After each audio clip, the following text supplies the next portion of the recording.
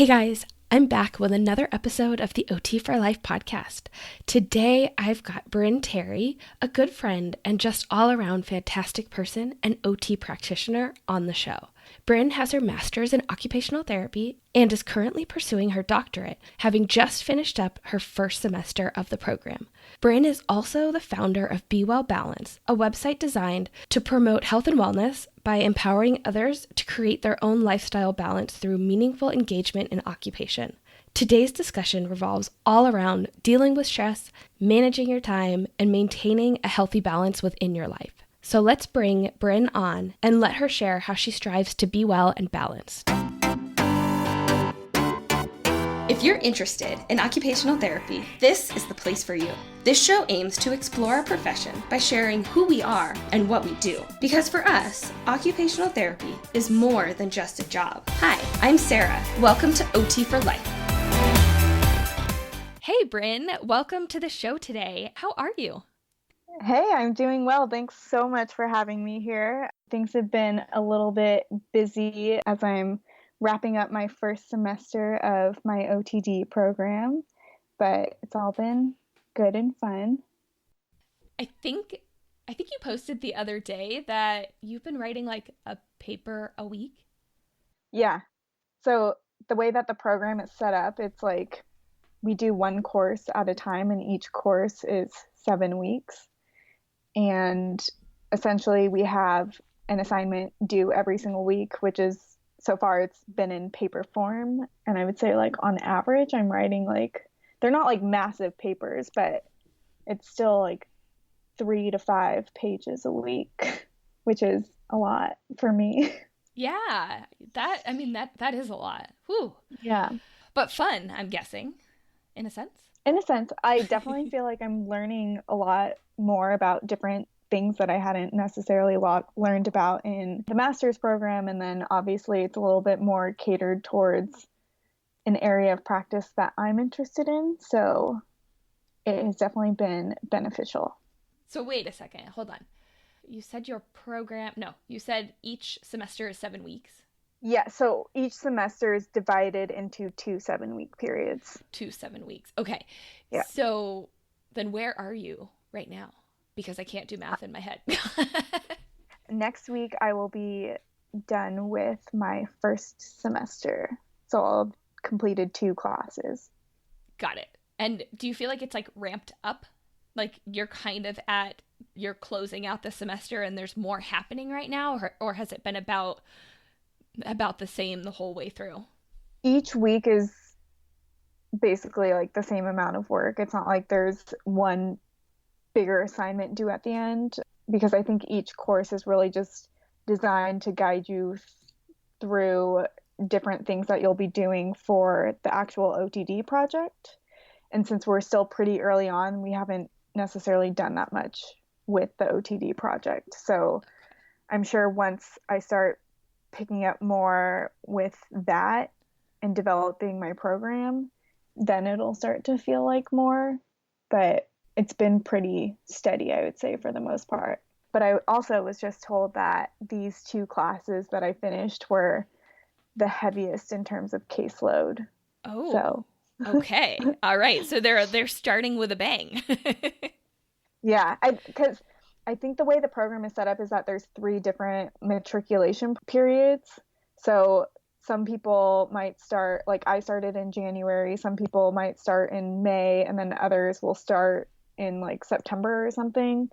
And then they just have the courses. Like, I don't think they have every course running at each semester. So it's like, since I jumped in January, I was just taking the classes that were set for January, no matter what matriculation period you Oh, started in, if that makes sense. yeah. That's really interesting. Okay. Hmm. So kind of everybody, regardless, you're just getting thrown in at whatever they're doing. Right. Huh. Yeah. So there's people in my classes that have already been in the program for a few months or so, Okay. from my understanding. Got it. Okay. Yeah, because I was kind of thinking about it and thinking about some of the students that are out there that are potentially going through finals or about to start finals and papers and final presentations and like all that good stuff that tends to happen towards the end of the year. Mm-hmm. And feeling the time crunch Yeah, and the demands of everything that you have to get done. And right. I know for myself, like I've been going through a very busy time period, not entirely sure why, but I've just had a lot on my plate. And I Mm-hmm. know a lot of like the school-based OTs, they're dealing with a lot of IEPs right now because it's the end of the year. And I, Mm-hmm. I feel like just across the board, everyone that I talk to, student or practitioner, everybody's been really, really busy. Yeah. It's crazy. I don't know. Like there's something in the air, there's something in the water. Like there's something going on right now. Yeah. I can't say that I'm necessarily in that period right now, thank goodness, but I've definitely been there before and I know what you're talking about. Yeah, yeah. It's oh man, I wish I was in your shoes right now because it's much better when you're on that side Yes. to then But reflect you'll and be be like, there soon enough. hopefully. Yeah. But I'm curious because I know that you're really big into health and wellness and really having kind of this balance. And so I'd like to know initially, like, how do you define wellness? So for me, wellness, I think there's a lot of different components that go into wellness and the physical component, the mental component, spiritual. There's also, if you look at different wellness models per se, there's like financial wellness, occupational wellness, which not to take away from occupational therapy, but occupational wellness in their sense means your job. So for me, wellness is just being able to find a balance between all of those things and being able to make sure, for me, most importantly, that I'm feeling physically well and that I'm feeling mentally well. Because there's been periods of my life where it's like I've been focused on physical wellness, but I've kind of put the mental wellness to the side. And now that I've been through some things where, my mental health has gone down in periods, that's now become more of a focus for me. And it's really just finding that balance between all the different dimensions of wellness.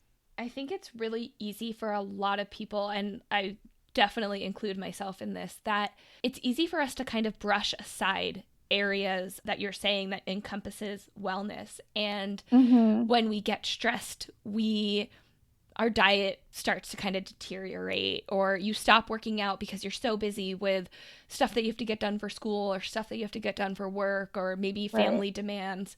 I think we forget that having this balance is really important, and we get so kind of focused and so honed in on whatever it is that is basically like attracting our attention at that moment. Then you just get caught up in this vicious cycle where everything just falls apart around you and Right. crumbles around you.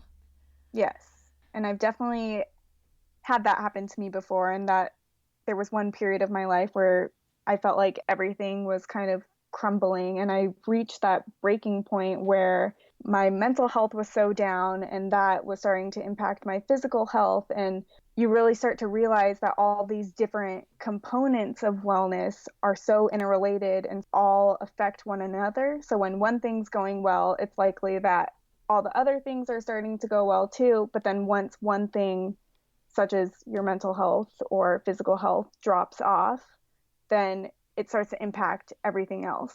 And so when I had that breaking point where I was super stressed, I was super anxious, everything else kind of started to fall out of place as well. And for me, that was really a wake up call that I just needed to put more emphasis on myself and more emphasis on my personal health rather than at the time all of my focus was on school and work.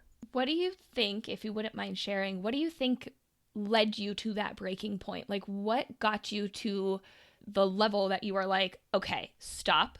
I need to do something? So that's been something that I was always trying to figure out while I was going through that. And I still don't know that I've exactly pinpointed what it was, but I think just who I am. So growing up, I was always really active because I was playing competitive soccer year round, and then I was doing other sports on top of that. I was always very good about managing my time and balancing school with sports and then maintaining a social life outside of that. And I never really faced any significant stressors growing up. And so for me, I was getting by with managing my stress by just being super on top of all of my work, being very diligent about time management. And then I think at this point where I felt like, I felt like I was good at balancing all those things because I was managing my time really well. And I still would say that I am good at managing my time. It was just the fact that there were all these extra stressors that were impacting me, that because I never really had to deal with like chronic stress periods, I didn't know how to manage my stress at that time.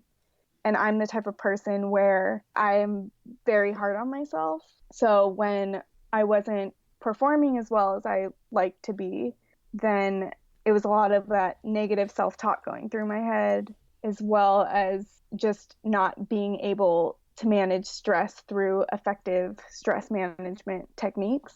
So I think that played a big role in it. I feel like, yeah, like as you're talking, I'm like, yes, I'm totally nodding my head. I hear you. And I feel like I'm the exact same way, where I'm also really hard on myself. And I think it just takes a while and things build up. So initially it's like, Right. I'm doing well. Okay, I'm adding this other responsibility or this other thing to my plate. All right, I got this. Okay, we're good. You're cruising. Life is good. And then something happens, or you add something else, or something changes, and it kind of shifts that dynamic.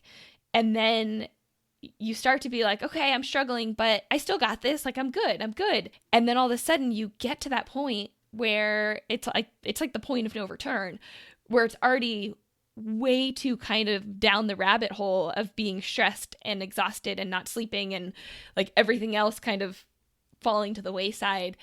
And then you get, and I say you, me as well, you get really hard on yourself about, wait, how did I get here? I don't know how to get out of here.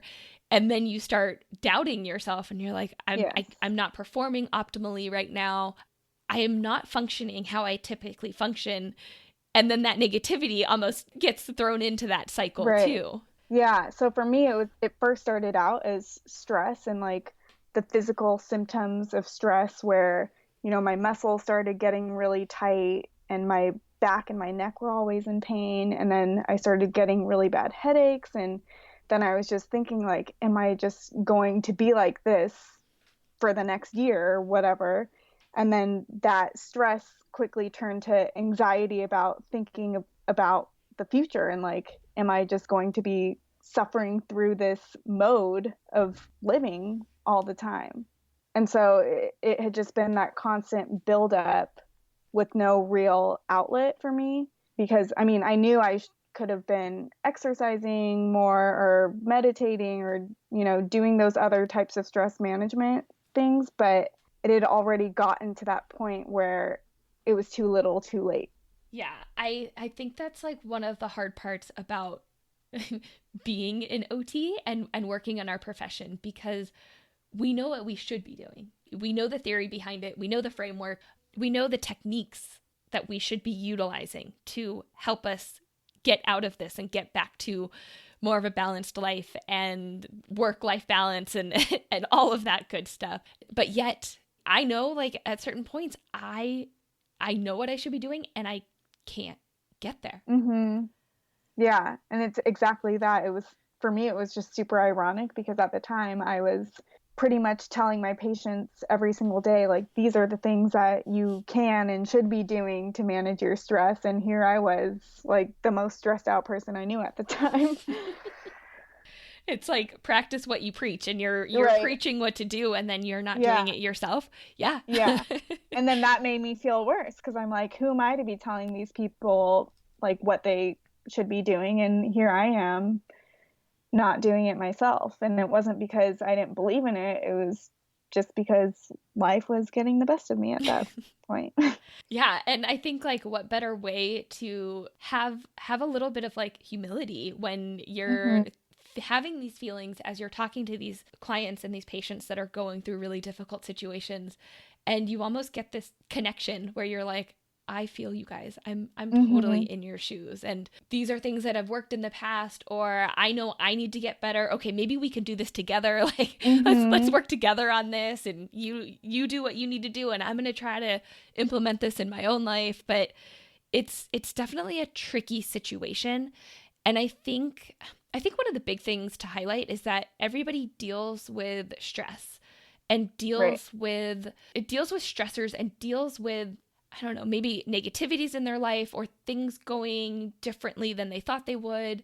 Anything that could be perceived negatively, that everybody deals with that differently. And it's interesting because for me, it's like I realize that everybody has stress. Like everybody knows that everybody goes through stress, but I feel like it's not something that people really talk about how it affects them.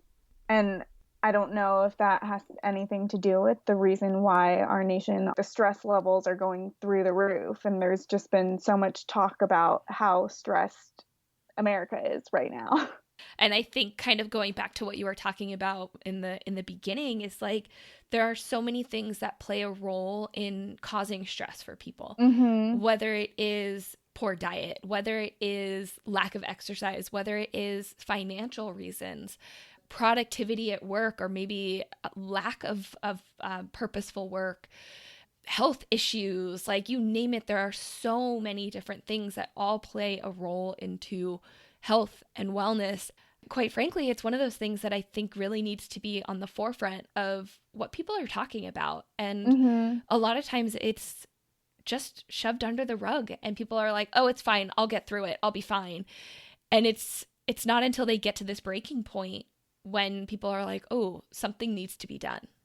Right. And I think for my personal experience, or through my personal experience, my biggest takeaway was that these stress management strategies aren't just things that you implement when you start to feel stressed. It's something that needs to be really integrated into your daily and weekly routines so that you're able to kind of lower your baseline and lower your reactivity to stress in the first place. So that has been something that has, I felt like now that I've gone through this and I've changed my habits, I think that it's something that has helped me profoundly.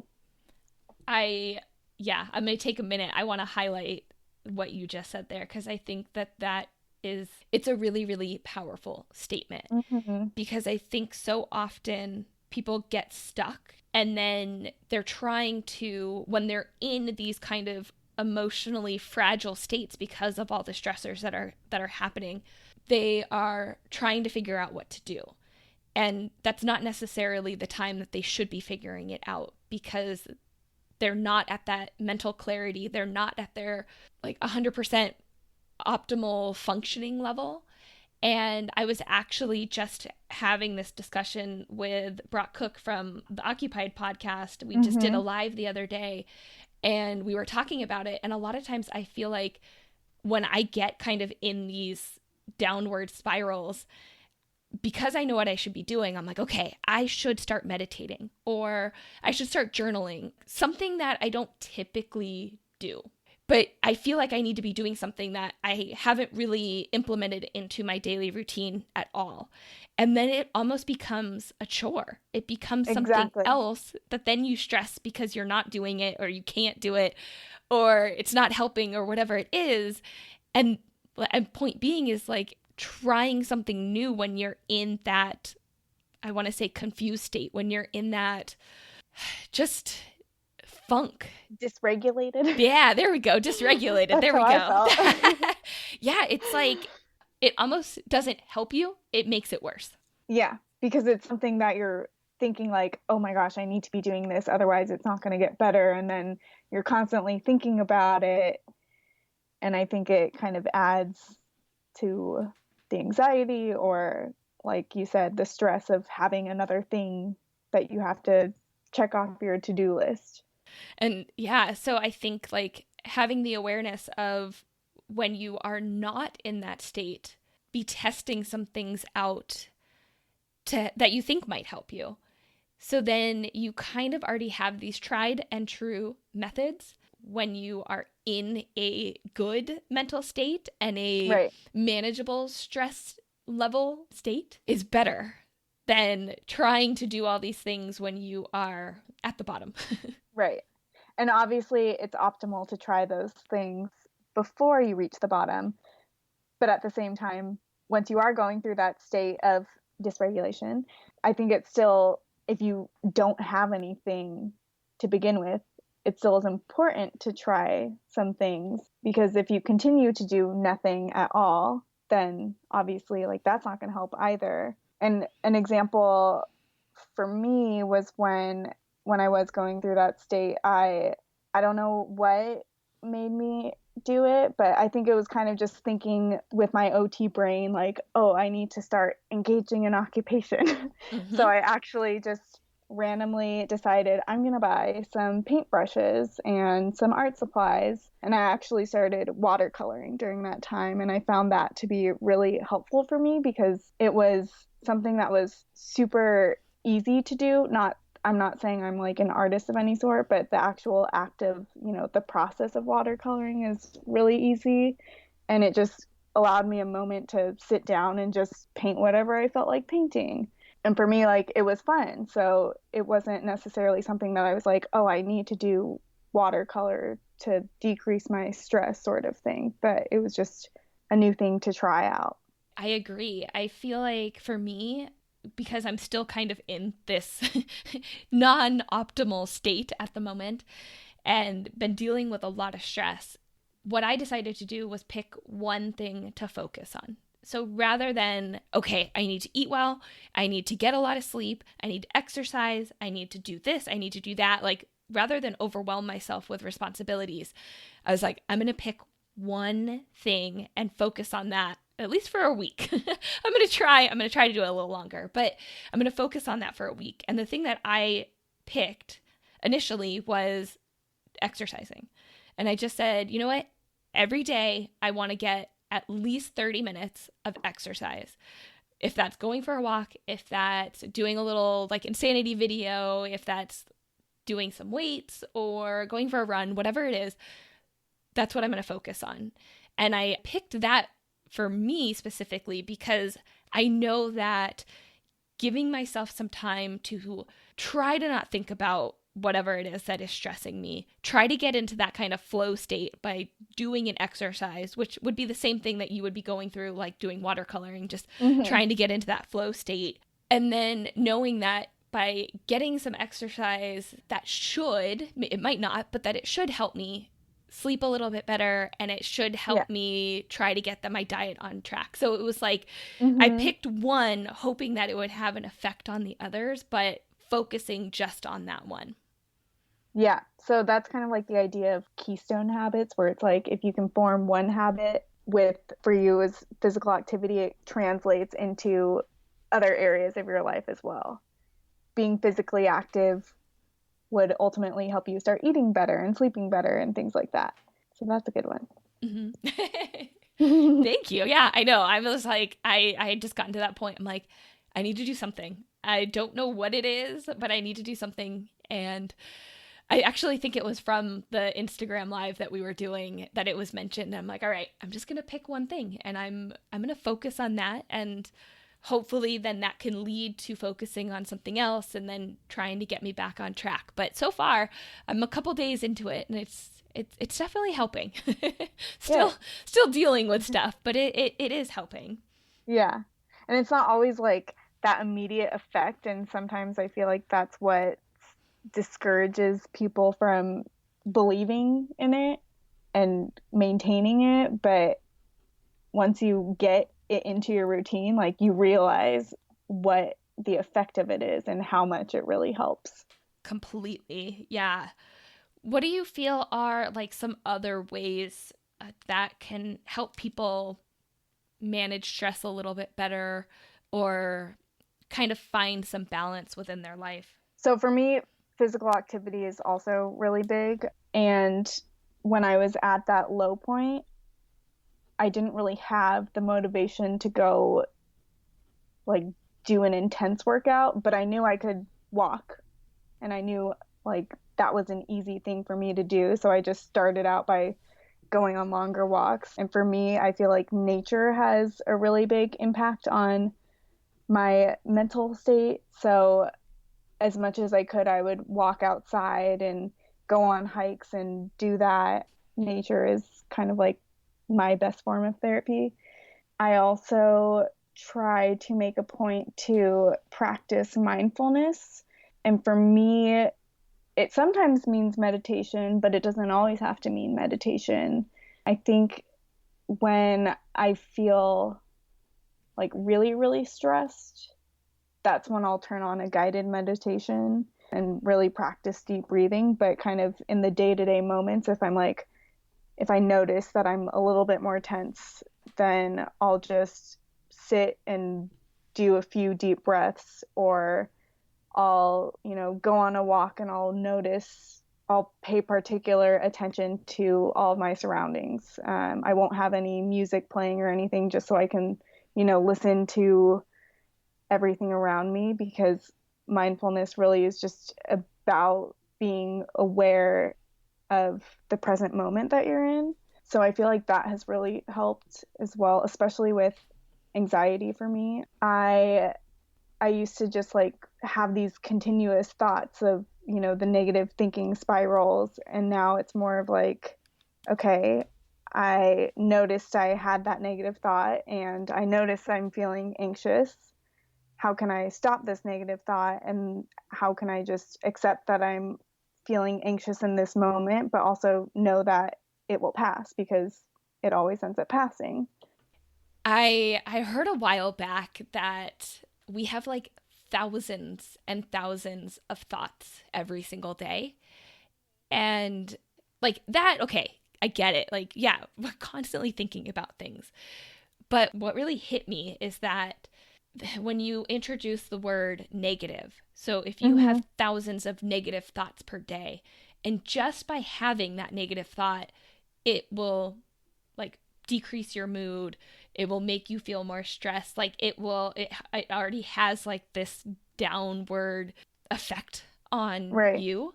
And especially if it's like, I mean, you are the one having these thoughts. And so it's like what you are kind of putting on yourself or potentially putting right. on others when you are projecting your thoughts onto other people. And it's one of those things that I try to, when I have like these negative thoughts, rather than be saying, well, I'm so bad at this, trying to reconfigure and reshape, like shift that mindset and not make it Mm-hmm. negative and try to make it positive, or maybe put like a more of a growth mindset on it of like, this is Right, something that I need to work on, rather than I'm terrible at this. right. Yeah, I think that's a really good point. I wanted to jump back a little bit on the meditation piece, because I've done a little bit of it. I'm not like super well versed in meditation or even guided meditations, like anything like that. I have done a few, and when I did them, I really liked them. But it's one of those things that I really haven't been able to integrate into my life. I think for those of us that are like me, that have either not done it or haven't done it enough to really see the value and believe in it quite yet, what are ways that you feel like people can start testing it out? I've heard about the app Headspace, and I've heard about some of these other things that a lot of people talk about, but I don't know. I've never really been able to kind of take that step. Do you have any tips or any advice for somebody wanting to dabble in meditation but not really knowing how to start? Yeah, so I mean, I'm by no means an expert on meditation, and I use the Headspace app, and I actually pay a fee for it because I felt like it was worth it. But I think like the biggest thing is to start slow. So I started off by setting aside literally just 3 minutes a day, because I think that's the lowest amount of time you can choose on it. Um, and even now, like I still max probably only do like 10 minutes a day. And I think one of the biggest barriers that people face with it is they think that while you're meditating, you have to be able to control your thoughts and really kind of stop your thoughts so that you're focusing solely on the stillness and the meditation. But when I'm meditating, I still have thoughts going through my head, and it's really just being able to notice, like, oh, I have this thought going by, and I'm just going to let it continue to pass, and then refocusing on the breath again, because then that allows you to shift your mindset from the thought to the breath. So that's what really helped me. And I think another big thing is that people think they can't find time to do it because it's like we're so busy. Who has time to sit for, even a few minutes doing what seems like nothing to them? So, I mean, I'm lucky right now where I don't have like a super crazy work schedule. And because I'm doing schoolwork, I have the ability to kind of define my own schedule. But to make it a habit for myself, I would just do it the first thing in the morning. And some things that I had talked about before with my clients when I was trying to help them to integrate meditation into their routine, if that was something that they wanted to do, it was like, where little pockets throughout the day that you can find even just 3 to 5 minutes to do that. And so someone who was a mom and was like, I can't do it at home because my kids are always going to be bothering me. It's like, could you do it the first thing you do when you get in the car to go to work, where there's not going to be anyone else around you, or do it the last thing you do at the office before you leave when you've kind of shut everything down already. And so she found that doing it last thing of the day after she had, wrapped up her emails, and she even had like a little reminder pop up on her screen to remind her to stop and do some meditation before she left. That's what worked for her. I think a lot of times, and I'm one of these people, and I'm working on it as well. I find myself saying, I don't have the time. Mm-hmm. I can't do that. I can't go for a walk. I can't exercise. I can't respond to that email. I can't write that paper, whatever it is, because I don't have time.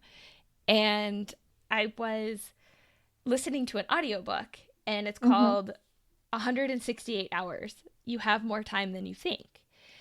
And they were talking about how everybody has the same amount of time, right? Like, Brynne, you don't have more time than I do. I don't have more time than you do. We all have the exact same amount of time. And it's how we prioritize our time. That's what's going to make the difference.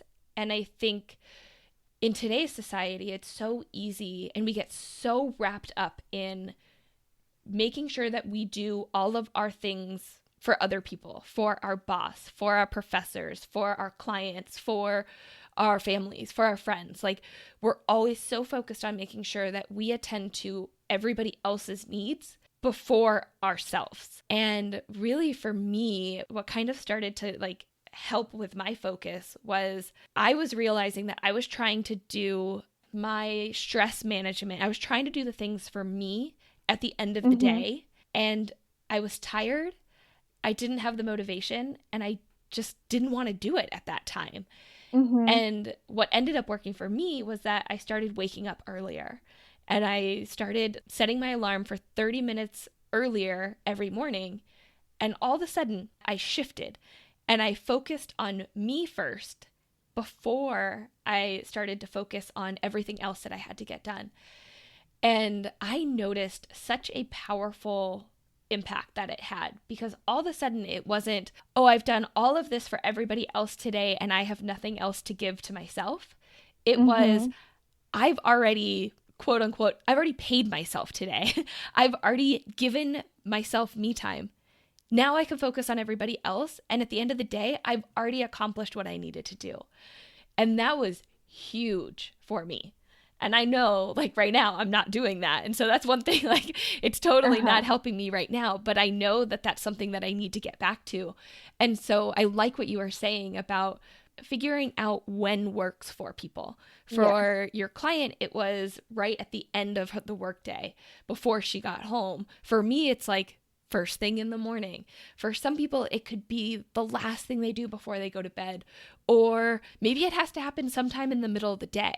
Mm-hmm. but really finding where that kind of like clutch point is for what's going to work for you and what's going to accomplish the goal that you want. Yeah. And I think that is the most important point you bring up because, I mean, taking it back to meditation, you also have to realize that meditation isn't necessarily for everyone.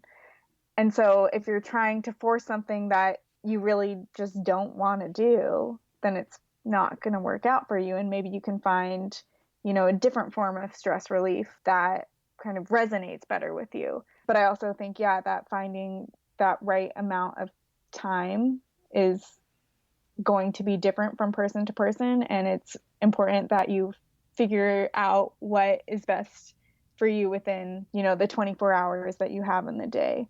I want to pull in a quote that you posted on Instagram a couple days ago, or maybe a couple weeks ago.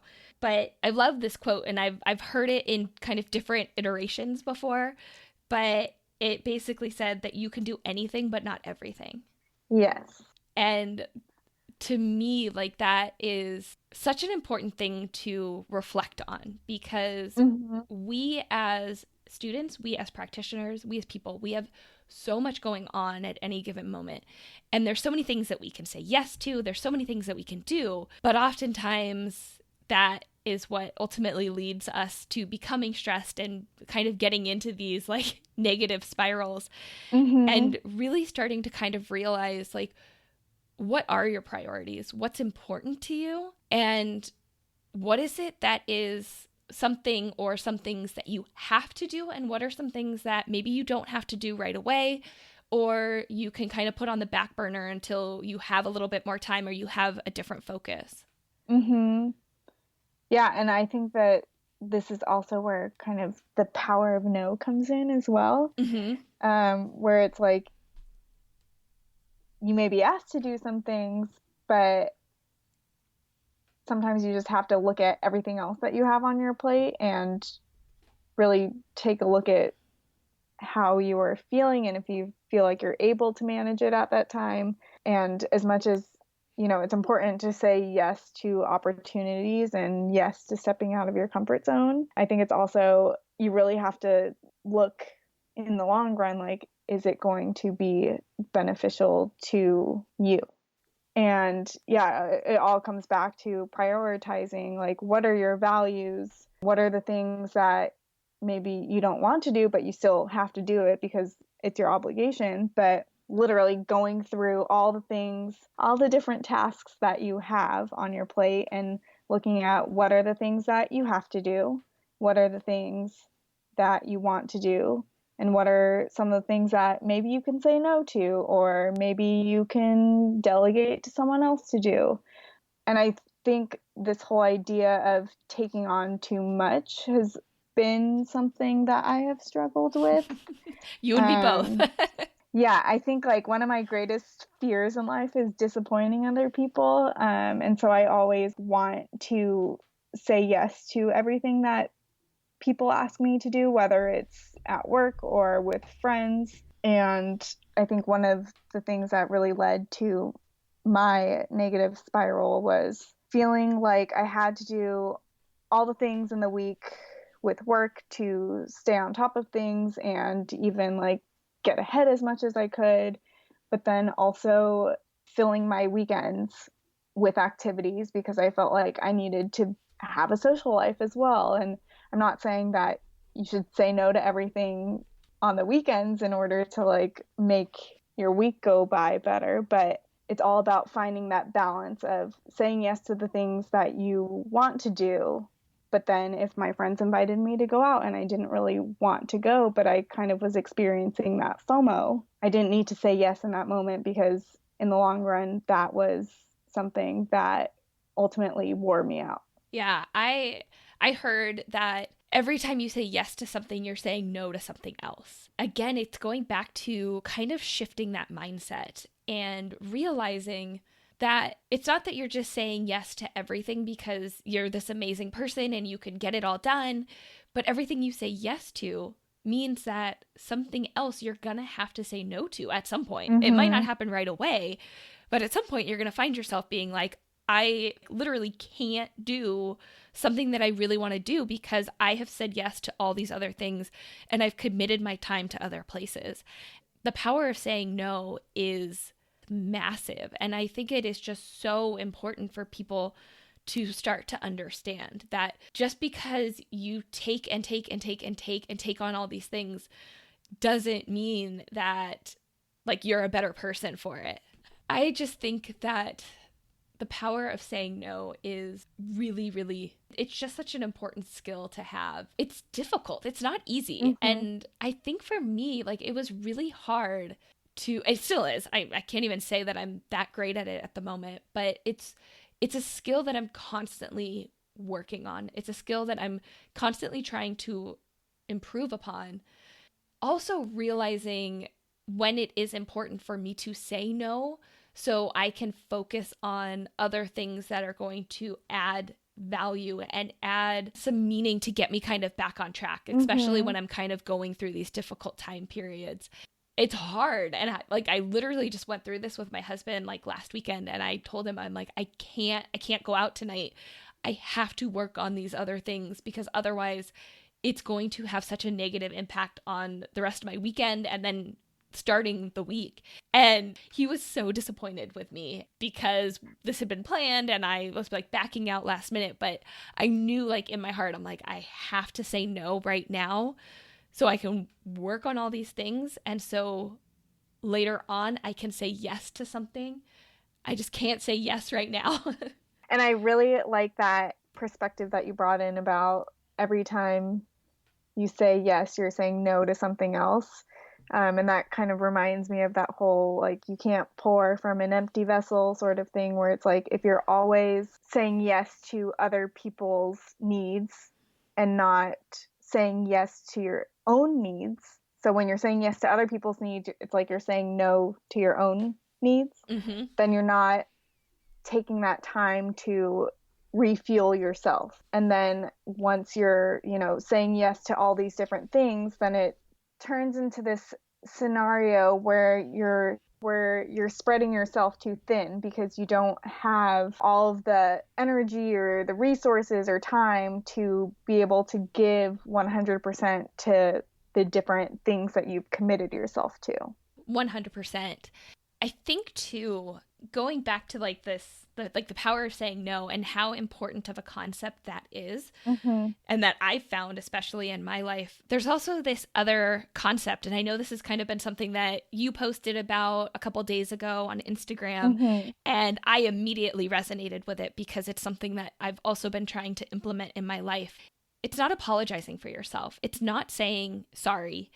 And the second that I saw your post, I was like, oh my goodness, like I have to write to you. I have to tell you because it's something that I realized I was doing a lot. Mm-hmm. I would say I was doing it daily, either a response to an email to somebody, saying it on the phone, in a text in person, like, oh, I'm sorry, I'm late.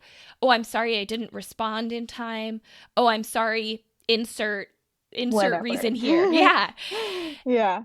Like, I understand why I was doing it because I was apologizing for me being me and for life happening. But I didn't realize until some reflection on it that just by doing that, I was already almost like succumbing to the negativity. And I was putting myself down to like help other people feel better about the situation. And yeah, it's such a weird kind of shift that you have to have. But again, I feel like OTs, we do this and we apologize for things that we do, and we don't have to. There's no reason for it. Yeah. And I tried looking into it a little bit, and I don't know why we do it so much or why OTs do it so much. I'm pretty sure it's more of a female thing to do. But yeah, I was reading like what are other ways that you can not say sorry, but what are other things that you can say instead of saying sorry, because every time you say sorry, it almost like it reflects, like you were saying, like a negative perspective, and it almost sets like that negative tone. So if you're late to something or late sending something in, instead of saying sorry for the delay, you can instead rephrase it as like, thank you for your patience. And then it makes the receiver feel good because you're saying thank you to them instead of sorry. I mean, obviously there's scenarios where I think sorry is definitely appropriate. Yes. But yeah, I would say there are many of us who probably use it a little bit too much. It's weird because when I was reading about it, like the psychology behind it is because when you say sorry, you're perceived to be more trustworthy. So there is some benefit to it, but it's like, to what extent? That's really interesting. It seems odd because why would that make you seem more trustworthy? For me, it's almost like a passivity where you are putting yourself below the other person. Oh, I'm sorry because I didn't do whatever it was that you were expecting me to do. And almost like bumping them up by belittling and kind of putting yourself down. And what I've realized is in my attempt to try to remove the I'm sorry, I found that, or sorry, I just did it. See? Oh my gosh. I feel like I'm going to have to keep that in because that's like, Yeah. that's too perfect right there. So it is a work in progress, as you can tell. I still do it. But what I found in trying to remove the I'm sorry from my vocabulary, from my word bank, is that it's actually made me more assertive in what I'm saying rather than starting kind of at this low point and then getting to whatever it was that I need to communicate to somebody. I just start right there. And it's really helped me just state what's going on without any sort of negative aspect contributing to that text or conversation, whatever it is that I'm having at that moment. And that's interesting too, just going back to what we had talked about before about like the negative thoughts in your head and how that ultimately contributes to, how you feel as a person. But it's like every time you're saying sorry, you're bringing yourself down a little bit versus anytime you're assertively communicating, then I bet that's probably making you feel more confident. Mm-hmm. You're like standing up for yourself rather than like, Yeah. all right, I know I'm bad or I know I could have been better. It's like it kind of goes back to that comment that I made about being positive and having a positive thought rather than that initial negative response. Exactly. So I kind of want to talk a little bit about maybe some other tips, like, because I know we've been talking about managing stress and what to do when we're in these situations, but let's talk about some things that we could be doing all the time and tips for like staying organized and Hmm. meeting our goals and maybe helping to not let us get to the bottom the bottom point and these low points to really kind of help us maintain a healthy balance within our lives. Again, as we talked about before, in terms of managing stress, to get in the habit of doing, whatever stress relieving things work for you ahead of time before the stress really sets in. And then I think it's also important to be self aware and notice when you are starting to get stressed, then maybe amp up the stress techniques a little bit. But in terms of staying organized, something that really helped me, so most of my experience is school related, so I'll just talk on that.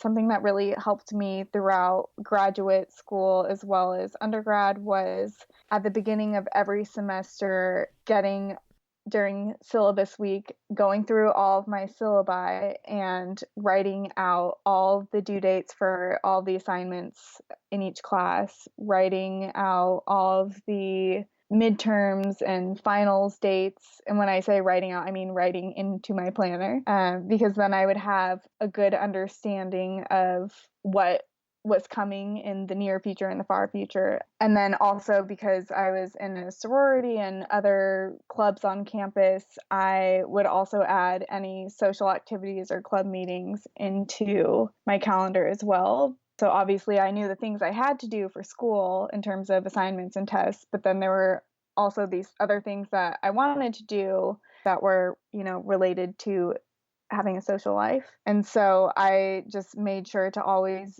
be very on top of things so that I could participate in the things that I wanted to do without having to be worried about, oh my gosh, I have this midterm next week that I haven't even started studying for because I didn't realize it was coming up so soon. Or, getting a head start on a paper so that I wouldn't have to miss out on whatever social event was happening. And I think that that is something that has always been a part of me, that getting ahead of things. And, in grad school, I could guarantee you most of my cohort probably knew that about me and would kind of jokingly make fun of me, being like, oh, Brynne's already done with that paper, like 3 weeks ahead of the due date.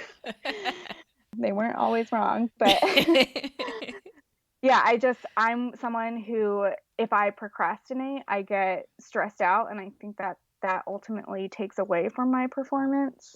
But with that being said, I think it's also important to know how you function, because there's also some people out there who do really well with procrastinating, where they perform better under the pressure and under that sense of urgency without getting too stressed out. Yeah, that's important. What you said right there is that, yeah, that's gold. And I think that is just really important, because finding how you, and when I say you, like everybody, finding how you individually function and what works for you is going to be the best thing. Of course, you're kind of sharing some things that you've tried and things that work for you. I've shared some things that work for me, but that doesn't necessarily mean that things that we are talking about right now, it's going to work for everybody. Right. And I think it's really important just to highlight, you have to figure out what works for you specifically. Mm-hmm. And that's going to be the best method to staying organized and managing your stress and maintaining that balance that we need in order to perform within our lives. And I really like that you said that you schedule things. For me, like what I try to do, well, what I'm trying to do, I'm trying to get better at it, is blocking time off. And so typically I would like make a to-do list and I would just have this long laundry list of things that I have to get done. But then because I wasn't prioritizing, I wasn't making time for all, like I'd get some of the big things done or some of the things I wanted to get done, but then I wasn't actually accomplishing everything that I needed. And so what I'm trying to do now is actually like block off time in my schedule. Okay, I'm going to spend 30 minutes for this on this day. And that's all I'm going to focus on. And I'm going to spend 2 hours doing this on this day, basically allotting these times in order to focus on the things that have to get done. And so it's not just, oh, I have to do everything at every moment. It's like, no, right now, for me, this is my podcast time. I have 2 hours on Tuesday morning that I'm focusing on my podcast. And on Wednesday afternoon, I am focusing on writing up evaluations for work or whatever it is. And so really planning ahead, blocking off that time. And then all of a sudden it's like, wait, I have this time. Oh, I can be working on whatever it is that you would kind of put in that slot. And I think the other big thing that goes along with that is that it takes time to plan ahead. You have to sit down initially and get your syllabi from class or get your schedule from work and figure out specifically what it is that you have to get done per day, per week, per month, per year, like depending on how long of a runway you have when you get kind of all these responsibilities. And so it's taking time up front to then give you more time throughout the entire day or week. Yes. And I like that you brought up the point about blocking out the time. So for me, like when I was in school and I had those allotted times for class, obviously that was something that I had to do. So that was the first thing that would go into, my weekly schedule. And then I would work around that and block out some time. Like, this is the time I'm going to work out. I don't care how much I don't want to do it at that time. Like, that's the time I'm going to do it. And then what I was also going to say is that if you can even like make time to do whatever self-care means to you, do some self-care. Or another strategy that I find helpful is if you think something is going to take an hour, like documentation or something, then you can even block out, double time. So block out 2 hours for that, because generally things take longer than you expect them to. And then if you finish early, you have a chunk of free time to do whatever. Yeah. As you were talking, I'm like, oh, yes, this is something really good. Tracking your time. I think initially you can plan, but sometimes we don't initially know. We don't know at the beginning how long something will take. We might say, I have to write this paper. It should take me an hour, or it should take me 5 hours, or whatever it is. But you might not know initially how long that task is going to take. And so I'm going to say it, because then this means I'm actually going to do it. I've been talking about this forever. And I know my buddy Leo, he's going to be listening to this and he's going to laugh, because this is something we talked about months and months and months ago, but actually like tracking our time and figuring out what we do within our day, and then how much time we are actually spending doing that task. And I know there's going to be things that I will see and it will actually be kind of eye-opening. I'm sure it's going to be eye-opening to be like, I spent X amount of hours on social media or something like that. When Apple came out with that oh no notification, I was like, oh my goodness. You know how it like shows you how much time you've spent? Yeah. I know what you're talking about. I have not looked at it because I'm afraid to look at it. So, but I know other people that have used it and they'll post about it. And I'm like, oh, yes. I don't know if I want to know, but I think it will be a good, I want to call it a game. I think it will be a good kind of challenge for me to really figure out where my time is going, so then I can better allocate to the things that need to be done and to the things that I want to do, and realize like I don't need to be spending however many hours on something that isn't adding the value that I like could be getting from something else. Right. And that kind of speaks on the point that we talked about earlier, where, we were saying people, they don't have the time to do something. And it's like, if you look at how much time you spend on social media, then you'll realize, oh, I do have, a few extra minutes to meditate or whatever. Television. Yeah. That's another one. I don't watch a ton of television, so it's not really something that I know I could actually be getting some time back from, but I know for other people that television could be a really big time suck. And for me, like throughout the day, it's not that I'll be sitting on Instagram or whatever for hours at a time, but it's like the amount of times I just pick up my phone and go on it for even just like a few minutes, those few minutes add up to hours a day.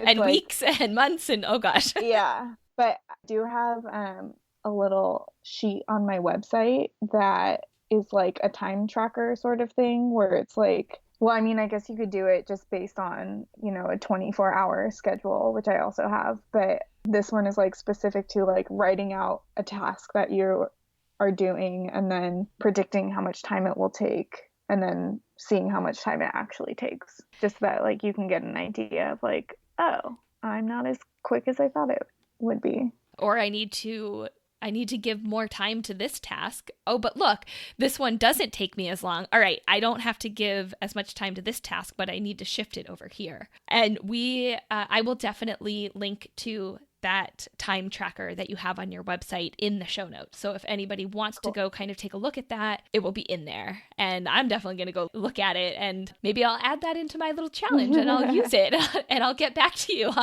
on how it works for me. The other thing that I kind of just wanted to bring up briefly too, and this was something, again, I listen to a lot of podcasts, and this was a podcast I was listening to the other day. And I think it really ties in nicely to what we've been talking about, but they were talking all about timing, and not so much like time management per se, but noticing or realizing how the time of day impacts your function. And so recognizing some people are morning people, some people are night owls, some people, they peak in the middle of the day, or they have these crashes in the afternoon or whatever it is. and then trying to align the tasks that need your full mental capacity for that task during the hours that you have the best amount of clarity and the best amount of ability to kind of grind out that task. And I thought that that was just such an interesting concept, because so often it's like we just have to get it done when we can get it done. But as we're kind of talking about blocking out time and making time to accomplish all these things, also pay attention to when during the day it might be best for you to be doing those tasks. That's interesting that you bring that up, because when you were talking about getting up earlier to work out or give yourself some me time, I was thinking like, oh, I love that idea, but that would not work because I'm not a morning person, and anything that requires me to get up earlier, I generally don't enjoy. So yeah, it's like I function better after a certain time, and even in the later hours of the night, not like super late. I also am someone that likes to go to sleep at a reasonable hour. But I mean, like, I'll be fine working at like 7 to 8 p.m. sort of time zone. But I think it's interesting too, because I feel like the corporate world is starting to notice that a little bit more, and they're starting to become more flexible with their working hours in terms of like letting, employees come in later and then leave later, or, work from home and work on their own time. But I would say it's probably a challenge in the health field. Yeah, I like that you just kind of tied it back to healthcare, and especially to our profession, because we might be going in to see our clients when we are available and when we are feeling good, but that might not necessarily mean that we're lining up when that client is ready for us, or when they are in the right mood to be doing whatever it is, especially if it's like in a hospital setting or pretty much any setting. You go in, you're like, okay, I'm here, this is our scheduled appointment, and they're like, yeah, I'm not having it right now. I can't even attempt to do what it is you want me to do, because I'm just not at that moment. I'm not at that place. Right. And even so, for me, when I was at an outpatient clinic, it's like you're catering towards your client's needs. And for them, if they're at an outpatient clinic, that means they're coming in when they're not at work. So that means either earlier hours in the morning or later hours at night. That's another thing that you have to juggle as well on your end.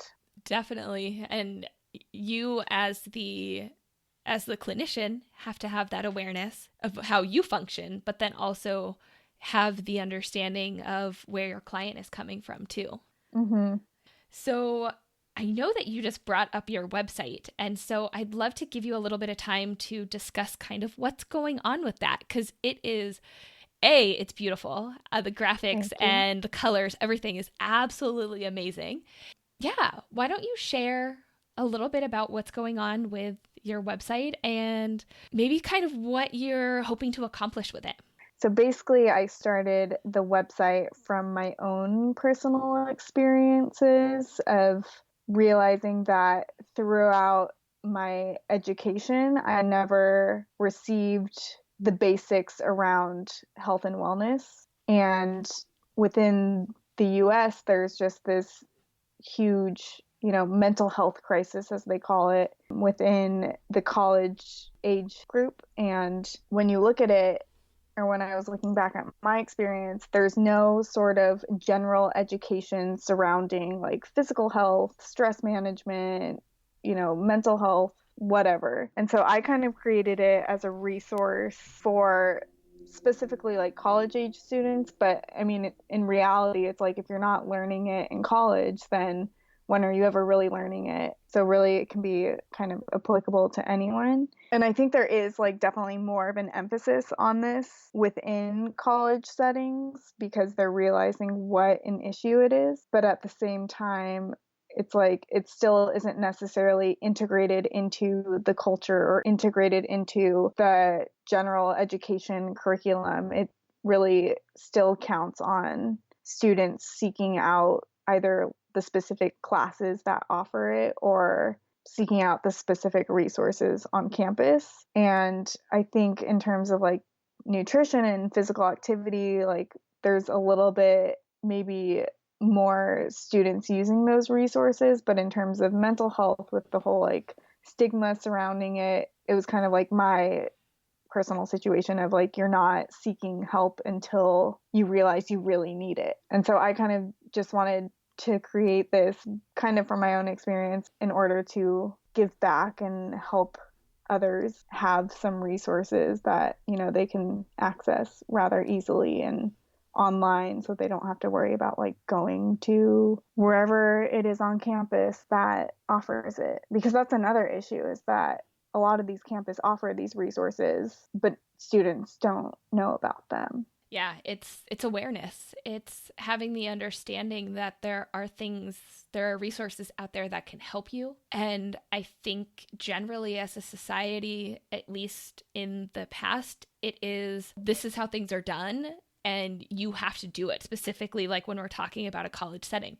These are the papers, these are the tests, these are what you have to do to pass, and you do whatever you have to do in order to accomplish that. And the mental health aspect of college life and transitioning to college life from living at home with your parents and moving, into the dorms or moving into an apartment and going through all of these kind of life changes that happen with college, I feel like we're just thrown into, and it's like, okay, now you have to do all of this and you have to adjust to all of this and go. And people are just like, Right. Wait, what? Like, hold on, like what's going on? And it's one of those things that isn't talked about enough, I don't think. And understanding the impact, positive and negative, that mental health can have on a person and potentially multiple people in a society in general. And so I'm so enthused and so excited about your website because I feel like it's really filling a need that so many college students and just people in general need to have access to, and they need to have that awareness of there are resources and, there's evidence to kind of back up some of the things that can be utilized to help people go through transitions, go through stressful time periods, manage their time better, kind of all of these topics that we have addressed today. Yeah, and it's definitely something that I would like to continue building upon. I think I was really like gung-ho about it and started like pumping out some resources pretty early on, and now that I've started my doctorate, it's kind of all slowed down a little bit. But yeah, I'm hoping to continue adding more to it. Well, that just goes back to the whole balance piece, right? When you had the time, you were working on it, and now you have some other responsibilities, and so you're not able to do as much as you would like, but it's finding that balance in order to be able to accomplish the tasks that you want to get done. Exactly. Awesome. All right. If people want to find out more about you, if they want to check out your website, where can they find you? So my website is www.bewellbalance.com. And then my Instagram handle is @bewellbalance. Okay. All right. Are you ready? Are you ready for the final question? Yes. Maybe. I don't know. If you could only have one word to describe occupational therapy, what would it be? So tough. Yes, I knew you were going to ask this question since you ask it in every single one of your episodes. And so I've always been thinking about it. And it's still just like, it's so difficult for me because I feel like OT can represent so many different things to different people. But if I were to try my best to tag one word to it, I would say empowering. And I say that because I feel like one of the most important things that we can do as an OT is empower our clients with the knowledge, the resources, the tools, the strategies, whatever it is, to live fulfilling and meaningful lives despite whatever they're going through. So despite any physical or mental challenges they're facing or life transitions, I think it's really critical that we are able to empower them to the best of our abilities. I absolutely love your word choice. I think that is such an amazing word, such a powerful word, as you as you might say. Oh gosh, this has been so much fun having you on the show today. I have to say, just dropping some serious knowledge bombs here of how we can better manage our time, better manage our stress, and like I've said many times before, maintain a balance within our lives. So thank you so much for coming on the show today, Brynne. Thank you for having me. I wouldn't have imagined 2.5 years ago when I first met you as my fieldwork educator that we would be doing this today. Hey, before you go, I just wanted to say thanks for listening to today's episode. If you want to further the discussion, go to our website, otforlife.com, and join our Facebook group. If you like us, here are 3 easy ways to let us know. 1. Share our podcast with a friend, colleague, or anyone interested in occupational therapy. 2. Leave us a review on iTunes or anywhere this podcast is found. 3. Subscribe to us so you don't miss out on any upcoming episodes. Thanks again. We'll catch you next time, OT for Lifers.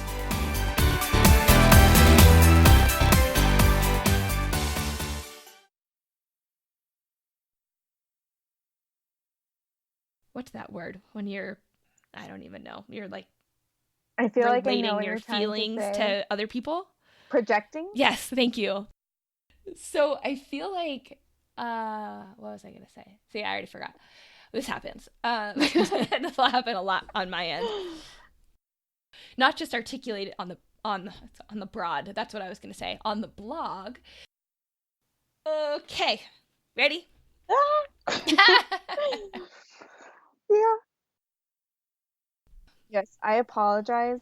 Like my Wi-Fi has been a little spotty. What are you saying? Are you joking with me? Yeah, you didn't say I'm sorry. You said I apologize. I have noticed that when I'm trying to not say I'm sorry, I swap it with I apologize, which isn't any better. But yeah, it's hard. It's really, really hard to get out of your vocabulary. vocabulary. It's easy to catch when you're typing because then you can Yes. just delete it. Yes. But how do you find, oh my gosh. How do you find? No. Okay, let me think what I said. Sorry. No, you're fine. I forgot where I was going. Oh, goodness. What's the word I'm looking for? The things we should be doing. Oh, what is that called? The techniques, I guess. I lost what I was going to say. It was so good, and I totally lost it. Sorry. Yeah, no, you're fine. Do it. 3. That's 3. No, is that 3? Yeah, I think that's 3. I feel like all my thoughts are so like I know what I'm trying to say and I can't say it. It's the story of my life. Yes. I do it all the time. All the time. And it's fine. Everyone I talk to is like, oh my gosh, I'm so stressed. Yeah. Sorry. Hold on. I'm trying to think of. We're even now. It's 2-2. Yeah. As I mentioned before, I think it's really. Sorry. You just said sorry too. We're 1 for 1 right now. Okay. Sorry. Oh, I just said it. Now I'm due. Oh, darn. I caught myself, though. I only said "sar." I was going to say, excuse me. I think it's better, though. Isn't that better? Excuse me. I was clearing my throat. Is that the right word? Syllabi? Syllabuses. Syllabuses? Syllabi? Syllabi. Syllabi. What am I trying to say? It's also really hard to record on Friday. Like Friday afternoon for me, my brain's like, meh. I was going to say something and now I don't remember. I rubbed off on you. This is kind of related. Oh my god.